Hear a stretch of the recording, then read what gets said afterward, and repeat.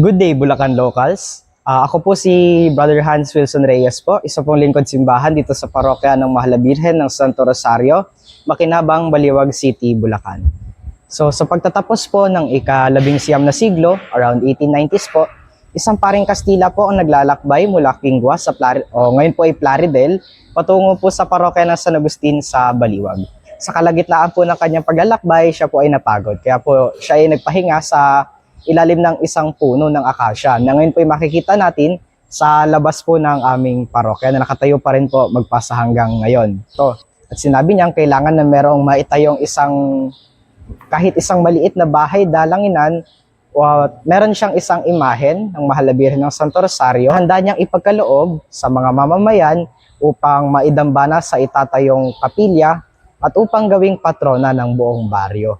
Kaya naman po, pasimula ng ika-20 siglo, around 1900s po, napagkasundoan ng mga mamamayan na bumuo ng isang maliit na kapilya.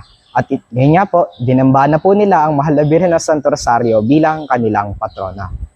Taong 1940 po, nang sumulat po ang kura paroko ng parokya ng San Agustin sa Baliwag, sa nooy Archbishop of Manila po, na si Archbishop Michael O'Doherty, upang irekomenda ang bisitang ito sa Makinabang bilang isang parokya. So November 1940 po, official po na naging Quasi Parish or inihahandang parokya ang bisitang ito sa Makinabang. At noong kinasunod na taon naman po, 1941, ang Quasi Parish po na ito ng Makinabang ay official na pong kinilala bilang isang parokya. So hanggang sa ngayon po, ang Mahal na Birhen ng Santo Rosario po ay minamahal ng mga tao dito sa Makinabang. At tinagurian din pong reyna ng Katimugang Baliwag.